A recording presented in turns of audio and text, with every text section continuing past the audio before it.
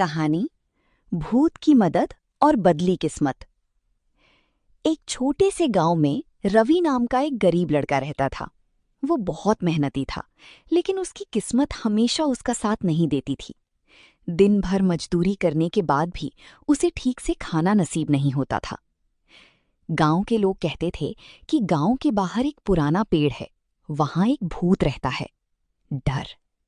इसलिए कोई भी रात के समय उस रास्ते से नहीं गुजरता था। एक रात रवि काम से देर से लौट रहा था।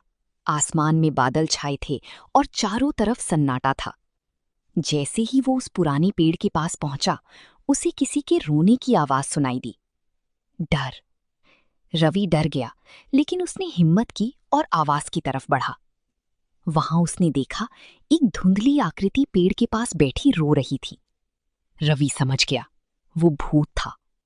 उसका दिल जोर जोर से धड़कने लगा, लेकिन फिर भी उसने पूछा, तुम क्यों रो रहे हो? भूत ने धीरे से कहा, मैं कई सालों से यहां फंसा हुआ हूं, मेरी आत्मा को शांति नहीं मिल रही। रवि ने डरते हुए पूछा, मैं तुम्हारी मदद कैसे कर सकता हूं? भूत बोला, इस पेड़ के नीचे मेरा एक पुराना खजाना दबा हुआ है, लेकिन मैं उसे छू नहीं सकता। अगर तुम उसे निकालकर मेरे परिवार तक पहुंचा दो तो मुझे मुक्ति मिल जाएगी। रवि सोच में पड़ गया। वो खुद गरीब था, अगर वो खजाना रख लेता तो उसकी जिंदगी बदल सकती थी। पैसा। लेकिन उसने लालच नहीं किया। उसने कहा, ठीक है, मैं तुम्हारी मदद करूंगा। अगले दिन उसने पेड़ के नीचे खुदाई की और सच में उसे एक पुराना बक्सा मिला। उसमें सोना और कीमती चीजें थीं। रवि ने वो खजाना भूत के बताए पते पर उसके परिवार को दे दिया। जैसे ही उसने ऐसा किया, रात को वही भूत उसके सामने फिर से प्रकट हुआ, लेकिन इस बार वो मुस्कुरा रहा था। चमक। भूत बोला, तुमने लालच नहीं किया, इसलिए मैं तुम्हें इनाम देता हूं।